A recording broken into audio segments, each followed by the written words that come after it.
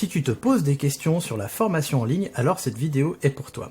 Alors si tu l'as pas déjà fait, tu peux t'abonner à la chaîne YouTube et si la vidéo te plaît, pense à mettre un petit pouce vers le haut. Aujourd'hui, je suis avec Kajan. Kajan est développeur full stack freelance, mais surtout, il aide les startups à offrir une expérience utilisateur exceptionnelle. Et il cherche à diversifier ses revenus, c'est pour ça qu'il voulait interviewer finalement des formateurs tech indépendants français qui vendaient des formations en ligne. Mon nom a été cité dans un de ses posts LinkedIn et je lui ai proposé de filmer son interview pour que toi aussi tu puisses en profiter. Je lui dis évidemment que j'étais un formateur novice parce qu'au moment où on tourne cette vidéo, j'ai finalement enregistré qu'une seule formation, mais ça ne me dérangeait pas et puis après tout, on est tous là pour partager. Bonjour Kajan et bienvenue. Bonjour Christophe. Eh ben écoute, je te laisse te présenter et après je te laisse les rênes de l'interview. C'est toi qui vas poser les questions et comme ça je vais me reposer. Ok, merci. Du coup, pour me présenter rapidement, donc je m'appelle Kajan, je suis développeur freelance. Je suis en freelance depuis 2014 et justement ces derniers temps, je travaille principalement avec des startups françaises pour les accompagner justement sur la consolidation d'équipes ou des ajouts de nouvelles fonctionnalités. Et du coup, donc là, le cadre où j'échange avec toi, c'est que donc voilà, ma mission principale, mon activité principale, c'est d'accompagner ces startups donc, sur du développement pur. Et à côté, je me pose la question de comment est-ce que je peux diversifier un peu mes sources de revenus. Et du coup, c'est dans ce cadre-là que je commence à contacter des formateurs tech pour déjà en apprendre un peu plus sur leur contexte, sur leur, comment est-ce qu'ils s'organisent, pour voir si derrière ça débouche sur des idées de problèmes rencontrés par ces formateurs qui pourraient déboucher sur des solutions ou des idées de side project par exemple. Eh ben nickel alors. J'ai un très gros problème d'organisation en ce moment pour en parler alors. Ok.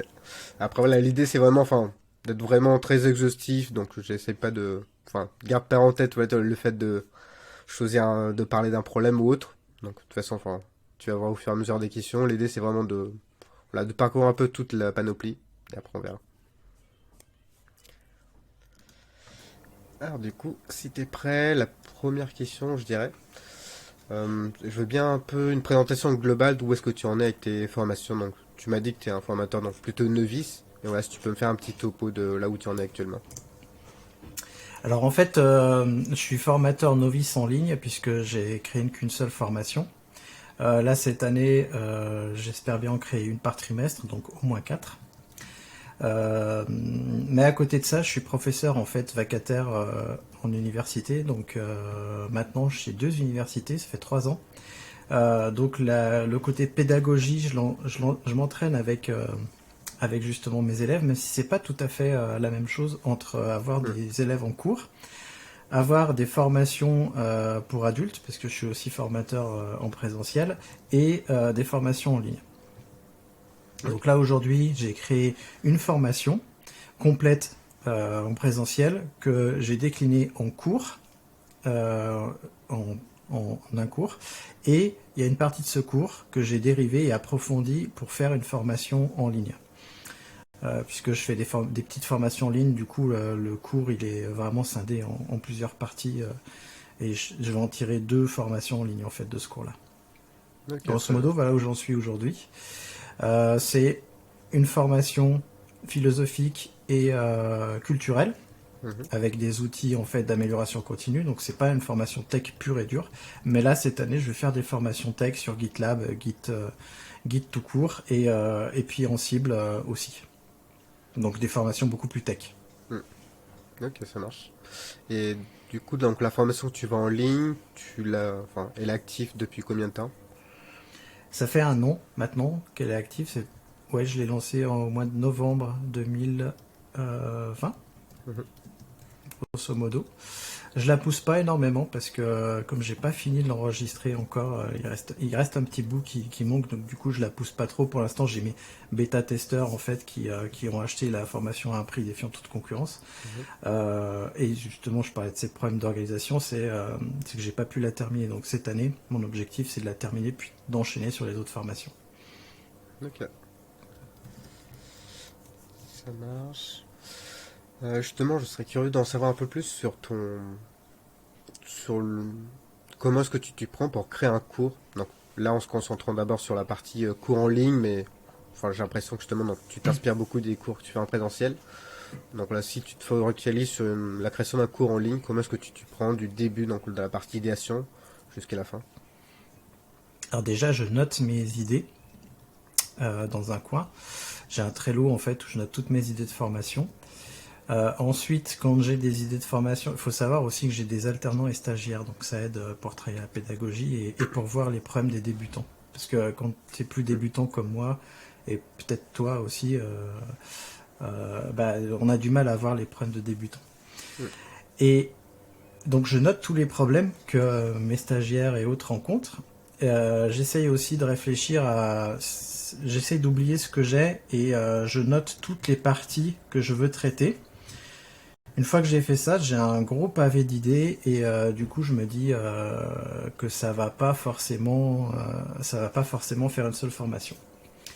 Et mon objectif à moi, c'est pas de faire des formations type je régurgite en fait enfin en grosso modo je veux pas régurgiter la documentation technique ou des bouquins. Je veux faire passer aussi dans les formations une partie de mon expérience. Pourquoi j'ai fait tel choix et pourquoi j'ai fait telle chose. Typiquement, là j'ai fait une mind map pour tout le plan de ma formation en cible. Et en fait, cette mind map, elle est un peu trop grosse et je vais raccourcir des choses et je vais mettre de côté certains trucs que je vais pas aborder dans la formation exprès pour justement accélérer comment dire, la mise sur le marché, pour accélérer en fait le début en fait de mes formés. Et après à eux d'aller gratter plus en détail pour les trucs, ou alors acheter des formations complémentaires parce que j'ai bien envie de faire plusieurs formations et t'achètes ce qui t'intéresse. Grosso modo, si je résume, je fais la liste de tout ce que j'ai envie d'aborder et après je fais une mind map pour faire un plan de la formation. Et puis je pioche dans cette liste. Et puis si cette liste elle est assez grosse pour faire plusieurs formations, je ferai plusieurs. Ok, ça marche. Et j'essaye toujours d'avoir en tête de résoudre un problème avec cette formation. Ok. Ça marche. Donc là, c'est vraiment toute la partie de idéation jusqu'à donc création du plan et du coup, enfin, tu rentres un peu plus dans le détail à ce niveau-là. Et après, sur la partie purement réalisation, comment tu t'organises? Et ben en fait, mon plan, comme il est sous forme de mind map, normalement j'ai déjà identifié les parties qui concernent, enfin les parties qui vont être une vidéo. Mhm. Et grosso modo, pour chaque vidéo, j'essaie de prendre un plan où je place en intro ce que j'essaie d'obtenir dans la vidéo. S'il y a un concept qui est lié à ce morceau-là, je l'énonce. Je fais un mini plan en fait de ma vidéo. Et après, je fais ou pas un support. Avant, je faisais des supports PowerPoint, mais j'abandonne maintenant. Je vais faire des supports en Markdown avec un logiciel de présentation. Ça va aller beaucoup plus vite. Mhm. Parce que cette partie-là, elle est très très longue. Et après, s'il y a des démonstrations techniques, je les mets à la fin. Et surtout à la fin de ma vidéo, je fais un résumé de ce qu'on a appris. Et j'essaye d'avoir des vidéos qui font pas plus de 10 minutes. Ok. Parce que sinon tu fais décrocher la personne. Je préfère avoir plein de petites vidéos que des grosses vidéos très longues. Ok, ça marche. Et pour toute la partie donc captation vidéo, montage, c'est toi qui fais tout ou tu te fais accompagner sur cette partie? Pour l'instant, c'est moi qui fais tout, mais là, je vais prendre une monteuse. Captation vidéo, j'ai l'habitude, j'ai une chaîne YouTube, j'en ai deux même. Ouais. Puisque là, on est sur la deuxième chaîne YouTube. Le montage, pareil, j'ai l'habitude, mais c'est quelque chose qui me prend un peu de temps, mine de rien. J'essaye de limiter au max le montage. Mais là, comme justement, je veux dynamiser les choses dans mes formations qui arrivent, je vais prendre une monteuse qui va travailler avec moi là-dessus. Ok. Mais quand on commence, c'est compliqué. Moi, c'est parce que j'ai aussi un chiffre d'affaires confortable. Après, toi, tu es développeur, tu dois avoir un chiffre d'affaires confortable et tu peux investir là-dedans. Euh, mais moi, comme j'ai déjà une base email et que j'ai aussi pas mal de personnes qui achètent mes formations, je peux me permettre d'investir. Quand on démarre ma première formation, typiquement, j'ai tout monté moi-même. Ok, très clair. Ok, En tout ça cas, je marche. déconseille de prendre un monteur ou une monteuse au début quand on commence. C'est sûr. Ok. Et justement, donc, tu as abordé un petit peu la partie marketing, donc notamment sur le fait que tu avais une liste. Donc, j'aimerais bien en savoir un peu plus sur ta stratégie marketing au global. Ouais. Alors ma stratégie marketing, elle est assez simple. Donc je fais de l'inbound marketing, donc du marketing de contenu. Ça veut dire que je crée du contenu pour attirer les personnes à moi. Et parce que c'est aussi ce qui me correspond, puisque je vais attirer les personnes qui me ressemblent ou qui ont la même philosophie que moi. Du coup, les gens qui vont venir vers moi, ils seront très très chauds parce qu'ils vont me connaître, ils auront la chaîne YouTube, le podcast, la liste email. Et pour s'inscrire à ma liste email, en fait, ce que je propose aux gens, c'est de participer. En fait, moi, j'ai une communauté qui s'appelle les Compagnons du DevOps.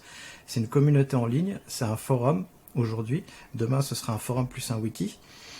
Et du coup, pour pouvoir participer à cette communauté, pour pouvoir lire les messages et pour pouvoir les poster des nouveaux messages, il faut faire partie de la liste email. Donc c'est en fait le fameux cadeau ou aimant un client qu'on propose, donc un PDF Hmm. ou autre. Ça me plaisait moyennement cette idée de PDF. Je me suis dit comment est-ce qu'on peut apporter un truc plus gros que ça. Et je me suis dit bah je vais monter une communauté en ligne. Surtout que quand je l'ai montée en 2018, il n'y en avait pas en francophonie dans la thématique du DevOps.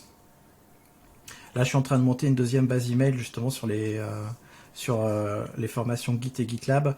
Et là, mon aimant à client, c'est et une communauté qui va se monter, mais j'ai créé une anti-siège Git aussi.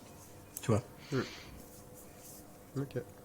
Et sur ta base email actuelle, il y a combien de personnes? Je sais plus, je crois l'année dernière, on était plus de 1000, là on doit être 1500, un truc comme ça. C'est pas une Hmm. grosse base email Hmm. en fait. Ok. Mais c'est inhérent au fait que mon contenu, quand tu regardes mon contenu, il est pas technique. Hmm.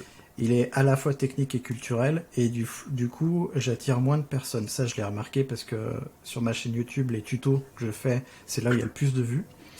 Mais moi, j'essaie d'apporter aussi une réflexion, une distanciation par rapport à notre métier d'administrateur système, d'administrateur cloud, ou même il y a des développeurs qui me suivent aussi.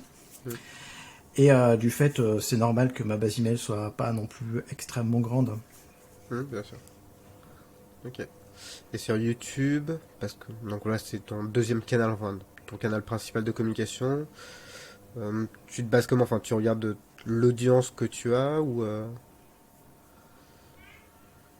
J'ai pas bien saisi la question. enfin, est-ce que ce qui compte plus sur YouTube, c'est donc le nombre de followers que tu as, ou est-ce que c'est le nombre de vues? Parce que je sais que parfois justement c'est pas forcément le nombre de followers qui compte. Alors pour moi dans le canal d'acquisition, t'as YouTube, Mhm. LinkedIn qui vont amener vers la base email. Et pour moi, le plus important, c'est quand même la base email. Et Ok. après, le taux d'ouverture de mes mails. J'envoie pas beaucoup de mails, alors Mm. c'est vrai que j'habitue pas les gens de ma base email à recevoir plein de mails. Mais il faudrait peut-être que j'en envoie au moins un tous les 2 mois pour leur dire que j'existe encore. Mais si j'avais à regarder, je regarderais plutôt les interactions en fait sur YouTube. Donc les commentaires, les pouces et ce genre de choses, parce que c'est des gens qui ont pris qui ont pris comment dire, qui ont fait quelque chose Mm. avec la vidéo et qui montrent qu'ils l'aiment en fait. Ok, Le je nombre vois. de vues c'est important, il y a la rétention aussi qui est important. Mm. Je regarde aussi par rapport aux vidéos s'il y a bien une bonne rétention pour voir si ça plaît. Mm. Euh, Par contre, le nombre de vues et le nombre d'abonnés, c'est intéressant, mais en fait, j'y porte pas plus d'attention que ça. Ok. Je porte plus d'attention au nombre de personnes qui me suivent sur LinkedIn qu'aux abonnés sur YouTube. Ok, ça marche. Et justement, du coup, enfin, le nombre de personnes qui te suivent sur LinkedIn, il est de combien actuellement? Là, il est plus de 5000 personnes Ok. qui me suivent, en sachant que ça a beaucoup changé à partir du moment où tu sais, sur LinkedIn, tu peux soit contacter quelqu'un, Mm. soit le suivre, et le bouton qui est mis en avant, de base, c'est rentrer en contact. Et quand j'ai changé ce bouton-là pour mettre le bouton suivre, ça a beaucoup changé les choses. Parce que comme D'accord. je répondais à chaque personne qui me demandait en contact, je prenais beaucoup de temps en fait à Mm. accepter les demandes. C'est encore le cas, j'ai plus d'une centaine de demandes. Mais au moins, comme les gens ils peuvent me suivre directement, ben, le nombre d'abonnés il augmente. Ok. Et puis passer un certain seuil, les gens qui veulent rentrer en contact avec toi, ça fait beaucoup de conversations à suivre, c'est compliqué. Hmm. Ok, très clair. Sur la partie marketing, je vois. Et ensuite, sur la partie chiffre d'affaires et nombre de ventes. Donc, là-dessus, comment est-ce que tu te situes actuellement? Alors, je vais te dire ça, parce que ça commence à dater. Euh, je me connecte sur mon interface. Tac, tac. Et je vais aller voir sur ma formation. Donc, il faut savoir que j'ai fait une grosse réduction.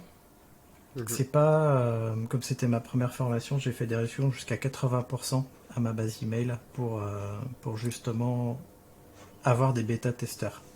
Ok. Donc grosso modo, j'ai fait 27 ventes aujourd'hui sur cette formation-là Hmm. pour un chiffre d'affaires de 2200 euros. Parce Ok. que c'est une formation qui est vendue 145 euros prix public. Mhm. Et donc forcément, avec la grosse réduction, ça fait pas mal de réduction. Mais ce que je vis justement, c'est entre 2 et 5 000 euros par formation. Ok. Et mon objectif étant d'arriver à réduire le temps de préparation de ces formations-là. Et puis Ok. plus, je pense que plus le catalogue va être rempli et plus je pourrai faire des bundles, tu vois. Hmm. Je pourrais proposer des formations complémentaires à d'autres. Ok, très clair. C'est, en fait, c'est un bon chiffre quand on démarre, parce que Hmm. mine de rien, pour une première formation, c'est pas mal, 2000 euros. C'est toujours, les premières formations sont toujours les plus dures parce que les formateurs que je suis le disent tous, les premières formations c'est les plus difficiles à vendre parce que les gens ne nous connaissent pas Hmm. et puis parce qu'elles sont pas forcément super abouties. Et je suis assez d'accord avec ça. La formation, là je pense que les prochaines que je vais faire, je vais pas les faire de la même manière. Hmm. Oui, je comprends. Enfin, je pense que le temps que enfin, le temps et l'énergie que tu investis n'est pas forcément, enfin, équivalent justement au retour que ça te donne tout de suite, à l'instant T, mais après, effectivement, c'est plus quelque chose que tu construis pour le long terme, quoi. Ouais, en sachant que cette formation, j'avais fait une précommande, c'est-à-dire que j'avais, donc comme je te dis, j'avais un cours, donc tous les Hmm. slides étaient préparés, mais j'avais encore rien enregistré. J'ai créé ma page de vente, j'ai tout annoncé en fait, et j'ai fait une précommande. Et je me suis dit, je fais la formation si j'ai 10 ventes, si j'atteins Hmm. le chiffre d'affaires de 1000 euros, ce qui a été le cas. Donc du coup, je l'ai lancé en fait. J'ai Ok. lancé le fait, comme je voulais pas me planter pour la première. Surtout qu'en Hmm. plus, comme c'est pas une formation tech, en plus, c'est Hmm. peut-être pour ça aussi que je sais pas énormément de ventes. Ok. Très clair. Du coup, là, sur tes prochains mois, c'est quoi tes objectifs? Finir cette formation Mhm. et puis en créer une par trimestre, minimum. Ok. En sachant que je vais m'orienter sur les formations GitLab, parce que je sais pas si tu le sais, mais à côté de ça, moi je développe un service en ligne qui s'appelle Frogit, qui est une usine logicielle qui est Mhm. basée sur GitLab. Du coup, les deux vont s'entraîner en fait, parce que les futurs clients prospects de Frogit, ils ont des besoins de formation. Donc, les deux vont s'entraîner. Donc, je Hmm. pense que la moitié, voire les trois quarts de mes formations vont être autour de GitLab.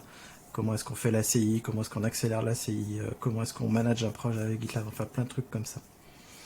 Ça, c'est Ok. mes objectifs. Et en termes d'objectifs purs et durs, moi, je voudrais passer la moitié de mon temps, en fait, à créer du contenu. Donc, c'est-à-dire faire des vidéos, des podcasts, et puis faire des formations. Donc, en gros, me dégager un mi-temps. Hmm. Ce qui veut dire que d'ici, je me donne 2 ans, d'ici 2 ans, j'aimerais bien atteindre 20 000 euros de chiffre d'affaires, 20 à 25 000 euros de chiffre d'affaires pour cette activité-là. Ok. Très clair. Ça marche. Et ensuite, au niveau de tes cours, enfin de ton cours actuel et des cours que tu prévois par la suite, c'est quoi leur format? Donc justement, tu m'as parlé de vidéos, mais donc voilà, comment est-ce que ça se compose exactement? C'est des vidéos de 5 à 20 minutes Et j'en ai une de 20 minutes. Et il y a très peu de texte. Avec chaque vidéo, avec chaque partie, donc j'ai découpé ça en 2 chapitres de 3 modules. Et à la fin de chaque module, et parfois il y a plusieurs vidéos par module, il y a un exercice à faire. Et pour faire l'exercice, tu dois aller sur le forum, puisque avec l'achat de la formation, je t'ouvre un espace privé dédié aux formés. Et tu dois répondre à des questions, comme c'est une formation état d'esprit, tu réfléchis à des questions, tu dois répondre à des questions. Et du coup, les formés entre eux, ils peuvent discuter aussi, et puis ça les encourage à répondre à ces questions-là. Et je réfléchis beaucoup à comment, dans l'avenir de mes formations tech, je vais pouvoir amener des exercices aux formés, en plus des vidéos. Je sais pas si ça t'intéresse, que je te partage mes idées, parce que là, c'est pas le cas, je l'ai pas fait.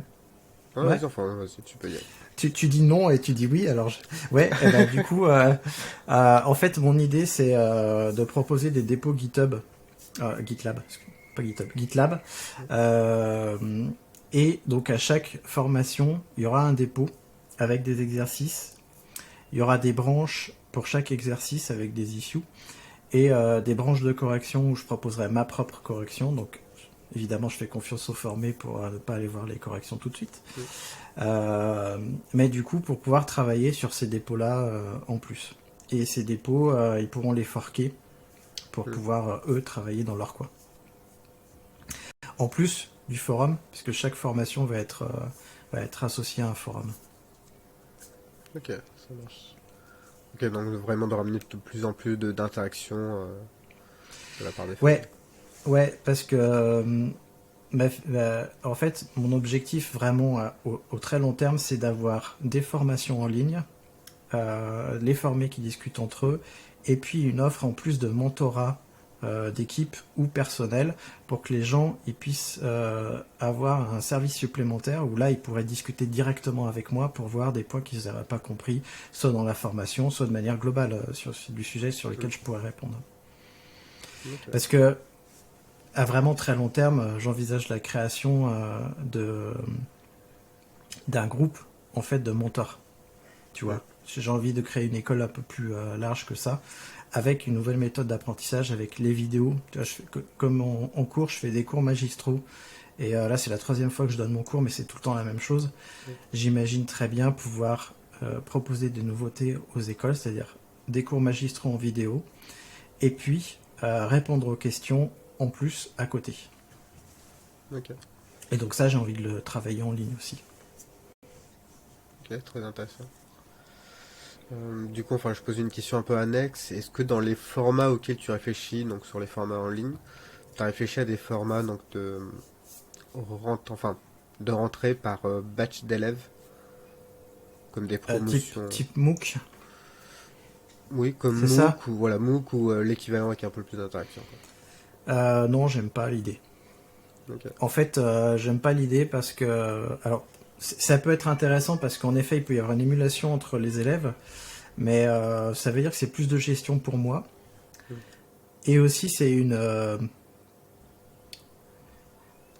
à la fois, c'est une contrainte supplémentaire pour l'élève parce qu'il va devoir suivre sa formation en un temps imparti. Et moi, je sais que typiquement, j'ai des formations que je suis à mon rythme et parfois, ça me prend 6 mois pour suivre une formation, voire il y en a certaines, j'ai pas encore terminé.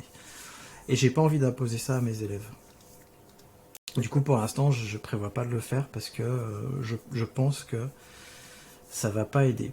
Et je me dis qu'à chaque fois qu'un nouvel élève va rentrer dans la formation et qui va participer du coup au forum, ça va réveiller les autres formés qui se disent hey, c'est vrai que j'ai cette formation là, je vais aller voir, parce qu'ils reçoivent des mails régulièrement, je vais aller voir ce qui se dit et puis je vais discuter tout ça. Et donc je pense qu'à terme il va y avoir un entraînement entre les formations. Ok. Et après, sur un point de vue, on va dire logistique, qu'est-ce que tu utilises comme outil, plateforme pour diffuser tes formations pour l'instant? Alors pour l'instant, j'utilise System.io qui fait tout. L'avantage, c'est qu'il fait tout, justement. Il héberge les formations, il fait la prise de commande, il gère les emails, etc. Mais je suis en phase de transition et je voudrais remplacer ça par plusieurs autres outils qui fassent mieux les choses de manière indépendante. Je fais notamment partie non, pas des fondateurs, je sais pas si tu connais Marketing Mania. Oui, Marketing Mania a lancé Schoolmaker. Mm. Je fais partie des gens qui ont soutenu Schoolmaker, mais qui sont pas encore passés à Schoolmaker parce que j'attends qu'il y ait encore un peu plus de fonctionnalités.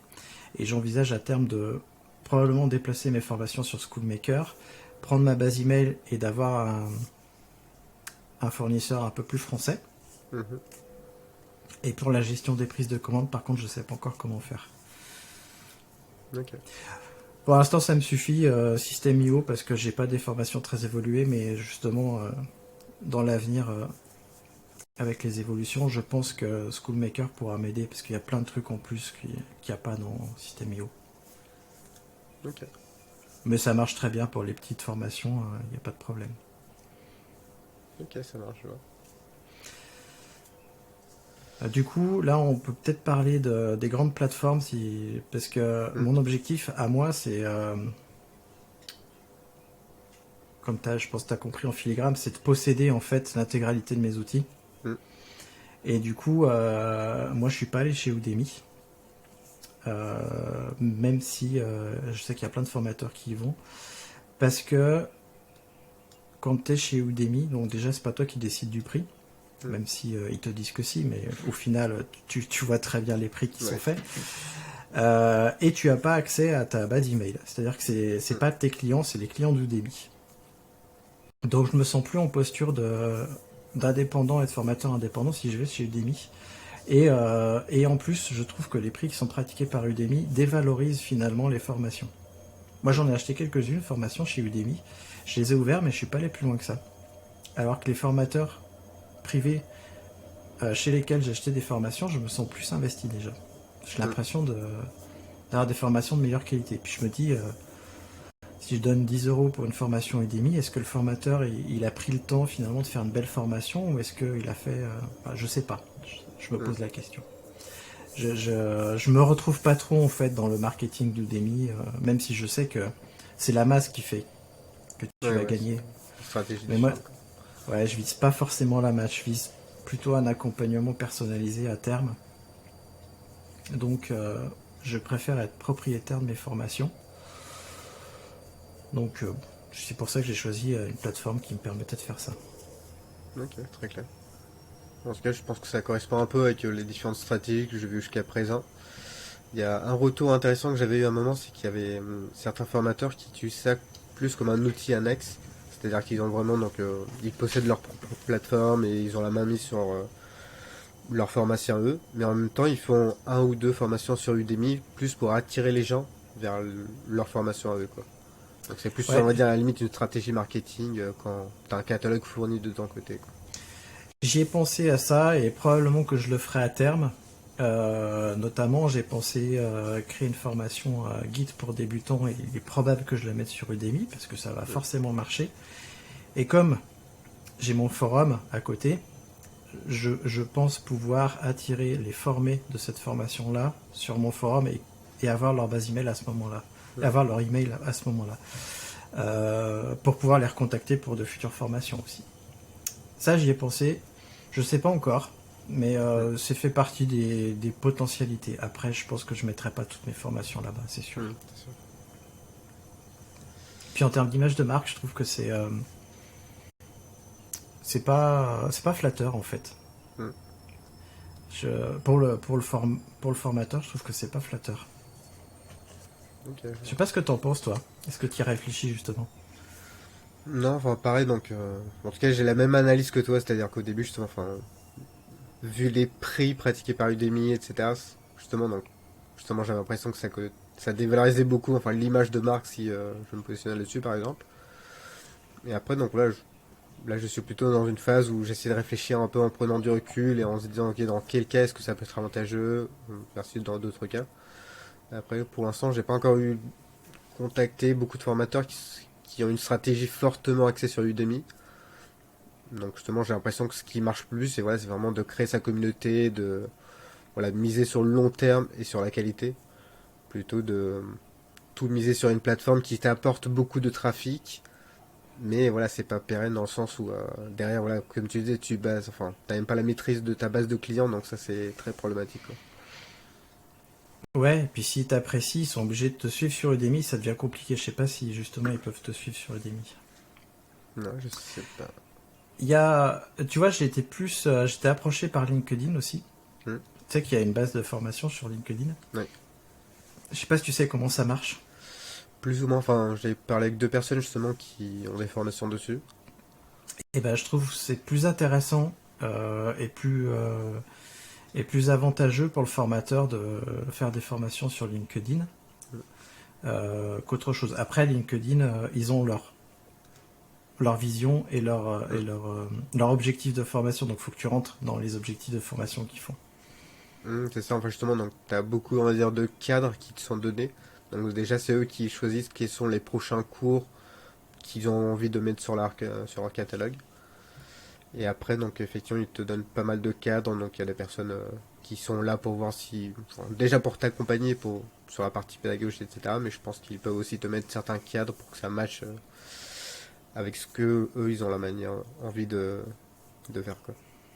Mais je pense que ça peut être une expérience intéressante. En tout cas, Mm. moi, je leur ai dit oui que ça m'intéressait, mais comme je fais des formations sur des outils open source et libres, Mhm. et eux, ils sont plutôt orientés à Microsoft, tu vois. D'accord, C'est LinkedIn, hein. Ça c'est appartient sûr. à Microsoft. Alors, c'est Complètement. Azure, enfin, tu vois, c'est tous ces trucs-là.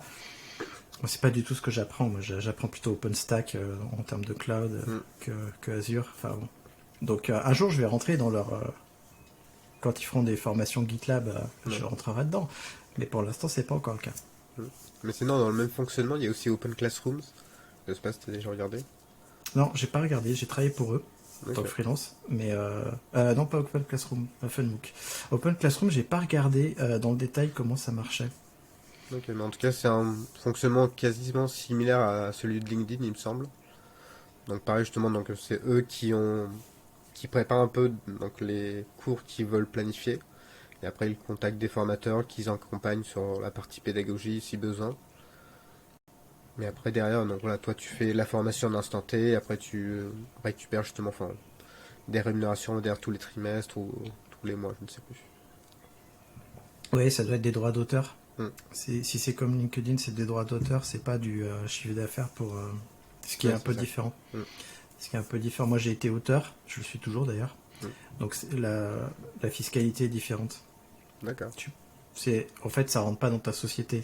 Tu dois te déclarer en tant qu'auteur. Hmm. Euh, et donc, tu touches des droits d'auteur toutes les années. Et puis ça devient directement ton salaire d'auteur. Ok, je vois. C'est un régime assez avantageux, le régime du droit d'auteur, mais le truc c'est qu'en effet tu peux pas faire ce que tu veux. Si tu veux Hmm. investir dans un ordinateur, bah c'est pas tout à fait pareil quoi. C'est clair. Ouais, je vois bien. De mon côté, il me reste encore juste quelques questions pour faire le tour. Enfin, déjà, d'une manière générale, est-ce qu'il y a des sujets en particulier qui te prennent la tête en ce moment? Tu veux dire à part la politique ou non dans la formation tech, Voilà, autour de la formation euh, tech, voilà. Parce que autour de la sinon, dans la formation politique, il y a tech. beaucoup à dire, donc Ouais, il y a on va beaucoup pas à dire, s'égarer. mais ouais, c'est mon manque d'organisation me prend la tête. J'en parlais tout à l'heure, mais ça Mhm. me prend la tête. Et j'ai mis le doigt où était le problème, c'est que j'ai trop de projets à la fois. C'est pour ça que je vais éjecter pas mal de prestations pour pouvoir me concentrer. En gros, j'avais 4 ou 5 clients, plus 2 projets, plus les formations, plus la chaîne YouTube, le podcast. Donc évidemment, pendant une journée, je peux pas me concentrer Mhm. sur un truc. Ça devient compliqué. Donc là, je vais virer pas mal de choses pour au moins que pendant la journée, je puisse me concentrer sur un truc. Et ce qui me prenait la tête, et justement je suis en train de l'évacuer, c'est créer les slides. Tu sais, je t'ai parlé, je faisais Mhm. des Ouais. slides, j'utilise LibreOffice, alors c'est très bien, hein, sauf que ça prend du temps à créer des slides, et je suis pas sûr que la plus-value elle soit là. Alors ils sont jolis, hein. Moi mes élèves ils sont super contents d'avoir des slides comme ça, mais Mhm. du coup je pense que c'est pas là où est la plus-value. Je vais utiliser des logiciels type Reveal.js ou autre que je pense que tu connais, pour faire des slides en partant de Markdown, comme ça au moins quand j'aurai ma mind map je pourrais l'exporter en Markdown et puis je pourrais m'en servir de base comme pour mes slides et puis ce sera parti. Okay. C'est ça qui me prenait pas mal de temps. D'accord. Donc parce que je suis perfectionniste en plus, donc bon. Donc là au moins j'aurais pas à coller l'image à tel endroit exactement, tu vois. Okay, je vois. Et je pourrais passer plus de temps à réfléchir à c'est quoi les exercices, c'est quoi mon message que je veux faire passer. Ok. Très clair. Ensuite, une autre question. Donc, pour toi, comment est-ce que tu détermines qu'un de tes cours est un cours à succès? Waouh, je sais pas. Bon, je sais pas. Ok. Je saurais pas te dire s'il se vend bien, mais en plus je suis même pas sûr. S'il est bien suivi, peut-être, ou s'il est recommandé. Mais pour l'instant, je suis pas encore rentré dans la phase de recommandation. Bien sûr. Donc, je sais pas. Ok. Sinon, sur la partie, on va dire, en tant que formateur, comment est-ce que tu fais pour progresser voilà, sur les qualités d'un formateur, que ce soit sur un plan pédagogique ou autre, des aspects un peu plus pratiques? Et ben déjà, j'ai moi-même suivi des formations de formateurs. J'ai la chance d'être dans une coopérative d'entrepreneuses et d'entrepreneurs et dedans, il y a énormément de formateurs. Il y a souvent des formations justement pour aider les formateurs à être formateurs. C'est très bien. Par contre, c'est adapté à la formation en présentiel. Comment tu animes le groupe, comment tu crées le groupe, comment tu fais émerger quelque chose du groupe. Et c'est grâce à ces formations-là que je me suis dit, ouais, en fait, je veux pas être un consultant, je veux pas être un coach, je veux être un mentor pour faire émerger aussi des choses et apporter mon truc. Par contre, pour les formations en ligne, je suis des personnes sur YouTube, probablement on suit les mêmes, et je prends des formations à elles. Et là récemment, j'ai pris une formation pour m'aider à organiser mes notes, parce que je crée beaucoup de contenu et j'ai remarqué que j'avais énormément de mal à organiser mes notes. Et du coup, j'espère que ça va m'aider à pouvoir mieux prendre des notes, mieux les organiser et puis créer du contenu plus facilement du coup. Parce que je lis beaucoup de choses et j'ai l'impression que je suis pas que la plupart des choses que je lis, au fur et à mesure, elles se perdent. Enfin, elles restent plus là-dedans, à mon âge. Tu commences à oublier des trucs et puis à force, il y en a là-dedans.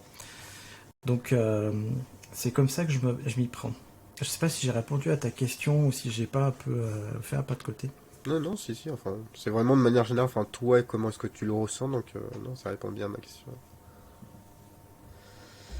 Je regarde si j'avais d'autres choses, mais il me semble qu'on a fait le tour.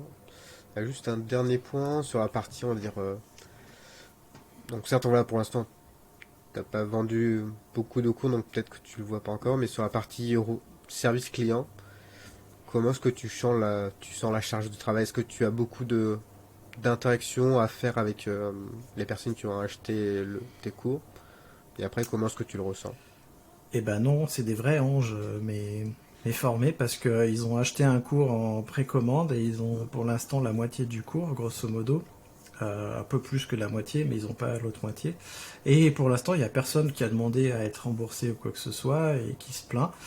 Non, en plus, c'est même le contraire. Les gens ils me disent que j'ai fait trop de montage, que j'avais pas forcément besoin. Enfin, tu vois, ils me disent que je pouvais passer moins de temps sur certains trucs.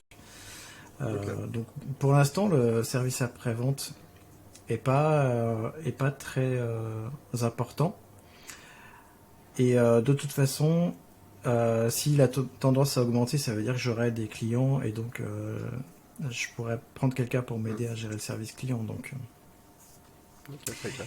si c'est des questions pures sur la formation, je pourrais y répondre. Hmm. Après, j'envisage d'autres trucs, justement. Si je vois que j'ai trop de questions, alors soit je me poserai des questions, savoir si ma formation est claire, soit si c'est des questions d'approfondissement, et ben je créerai des nouvelles formations, ou je ferai aussi quelque chose, c'est de vendre un pack avec, vous pouvez me poser les questions que vous voulez, et moi j'y réponds en vidéo, et puis j'agrémente comme ça la formation, c'est-à-dire que le prix de la formation va augmenter au fur et à mesure du temps. Je sais pas encore comment faire, mais pour l'instant, le truc c'est pas encore présenté. Mais cette idée de posez-moi des questions et je vous fais des vidéos, ça fait partie d'un service de mentorat asynchrone que j'ai envie de lancer justement. Qui Ok. soit, tu vois, j'ai envie de compléter mes formations avec du mentorat, je pense que tu l'as Mm. compris, parce que je trouve que les formations c'est bien, mais qu'une fois qu'on a, même quand on va dans une formation en présentiel, on est tout seul finalement après la formation devant ses problèmes et on n'a personne à qui en parler.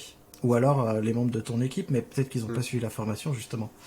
Et ce truc-là, ce truc d'avoir un mentor pour pouvoir lui poser des questions, bah, je pense que ça manque, tu vois.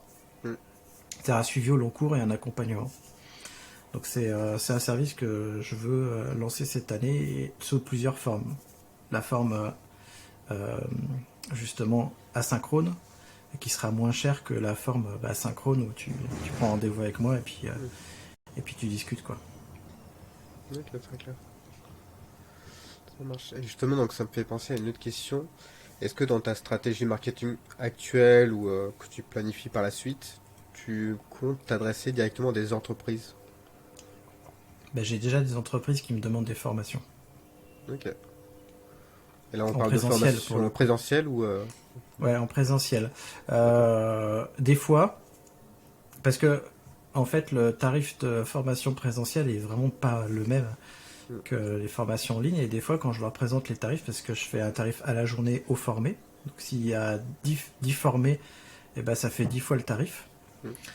Et du coup les gens me disent ouais mais c'est trop cher. Je leur dis bah dans ce cas là vous pouvez prendre cette formation là en ligne qui a une partie de la formation et Mm. si elle vous convient vous voyez vous revenez et puis on voit un peu plus. Ou alors je crée une formation pour vous en ligne, mais vous me payez la partie création et moi par contre je la réutilise derrière pour la vendre à plein de gens.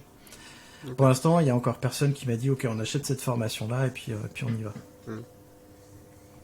Ok. Parce que justement, enfin, j'entends beaucoup que les entreprises sont habituées justement à avoir des formations en présentiel, mais justement, je vois pas beaucoup d'entreprises qui achètent des formations en ligne, donc c'est pour ça que sûrement je creuse un peu cette partie pour voir si ça fait du sens, s'il y a un besoin, quoi.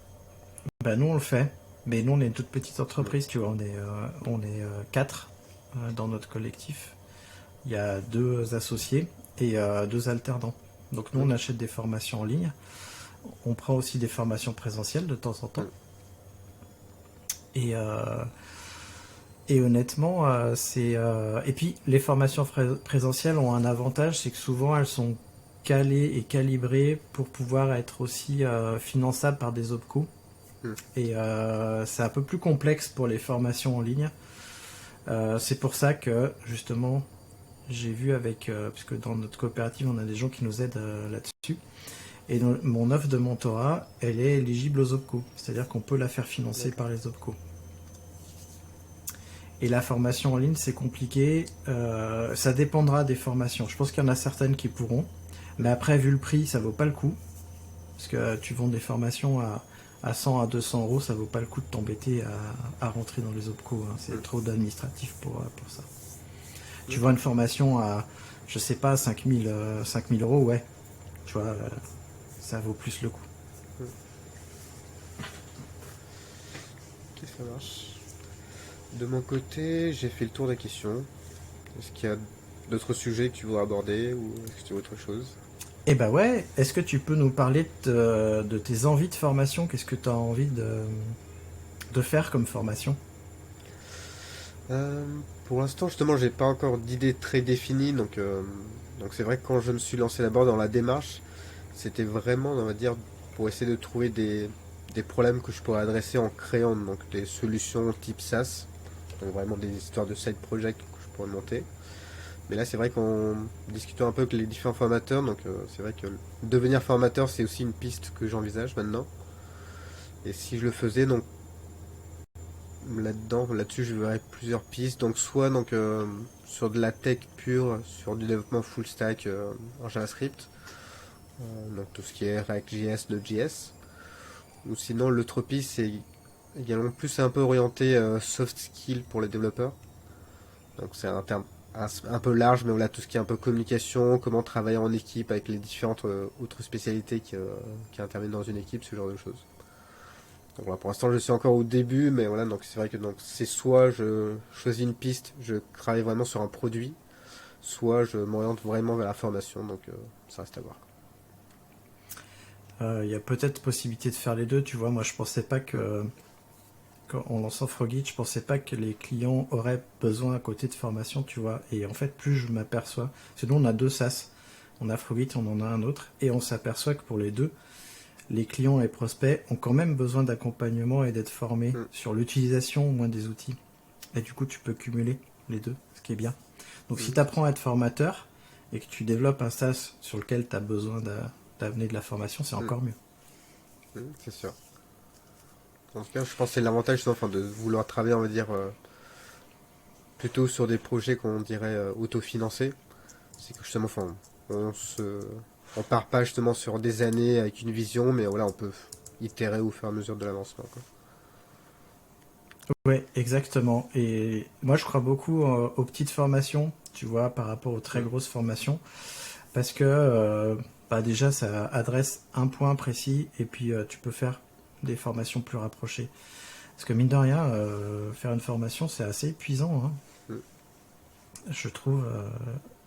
Et puis même filmer et tout, c'est assez épuisant, parce que tu peux pas filmer pendant des heures et des heures non plus, hein. Mm. Je sais pas si tu t'es entraîné à te filmer ou ce genre de choses, mais Non, pas encore. Ce que j'ai fait qui s'en rapproche le plus, ça a été de faire un meet-up à distance comme ça. Donc, enfin, de faire le talk. Et ça, déjà, justement, donc, même s'il y avait donc, on va dire, un petit retour du public, c'était déjà un peu particulier. Mais enfin, je vois bien la problématique de parler face à la caméra tout seul.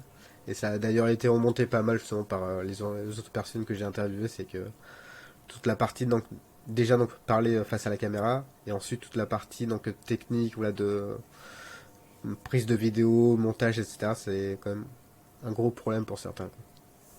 ouais, c'est vrai. Alors, du coup, moi, je te conseille de lancer une chaîne YouTube. c'est, C'est l'entraînement. ouais, bah, c'est clair. Tu t'entraînes, tu lances une chaîne YouTube, tu commences bah, à monter justement Mm. bah, ta communauté comme ça. Il y a un truc qui est vachement bien aussi, si tu te lances dans la chaîne YouTube, c'est que tu peux faire des lives, et je trouve que discuter avec ta communauté en live, c'est Mm. vraiment super intéressant. Moi, je Ok. fais des live coding, et du coup, bon, il n'y a pas beaucoup de vues hein, dessus, mais c'est comme des cours, tu vois, et puis tu Mm. codes, et puis tu t'entraînes justement à prendre la captation vidéo, à prendre la captation de ton écran, et ce genre de choses à utiliser au Open Broadcast Studio. Parce que moi, je suis sous Linux, hein, je sais pas si toi, Mm. si tu es sous Linux ou sous Mac, Sur ou Mac. sous, oui, sur Mac. Bon, il y a OBS aussi sur Mm. Mac. Mais du coup, tu apprends tous ces trucs-là, et puis après, quand tu lances ta première formation, moi, mes problèmes, c'était pas la prise de vidéo, c'était vraiment comment est-ce que je m'organise pour tout filmer, pour tout monter Ouais. d'un coup, pour tout vendre, etc. Ok, d'accord. En tout cas, j'en Eh ben prends écoute, note. j'espère que j'ai pu répondre à tes questions, et que ça a aussi fait avancer une Non, en partie tout de cas, c'était tes des retours réflexions. très très intéressants. Et ah si, j'ai une question, vu que tu as interrogé plein de formateurs tech, est-ce que tu vas en faire quelque chose de toutes ces interviews, etc. Est-ce que tu vas faire un petit résumé ou un truc comme ça? Peut-être même que tu pourras en parler sur YouTube, Mm. sur ta future chaîne YouTube, je sais pas moi. C'est vrai, tu me donnes trop d'idées là. Pour l'instant, ce que je fais, c'est que je donne quelques retours sur LinkedIn. Donc, pour l'instant, on va dire c'est mon, mon réseau principal. Donc, je pense que ce que je ferais, ouais, c'est vraiment donc essayer de tirer justement des connaissances de ces différentes interviews et justement donc écrire des posts sur LinkedIn. Et après, à voir par la suite si je fais autre chose, quoi. C'est facile de te trouver sur LinkedIn. Oui, Kajan Siva, je pense que on n'est pas Je nombreux. mettrai, euh, je mettrai le lien justement de ton LinkedIn dans la description. Ok, parfait, avec plaisir. Eh ben écoute, je te remercie. Je pense qu'il est temps de dire au revoir à notre auditeur et notre auditrice. C'est ça, Et merci à puis, toi. je te dis à bientôt. Et toi, cher auditeur, enfin auditeur, ça y est, c'est l'habitude du podcast. Cher spectateur ou spectatrice, eh ben, n'oublie pas de commenter la vidéo, de dire si tu as appris des choses, et puis même de réagir si tu es formateur ou formatrice, de nous dire aussi quelles étaient tes pistes en commentaire. Et je te dis à bientôt pour une prochaine vidéo.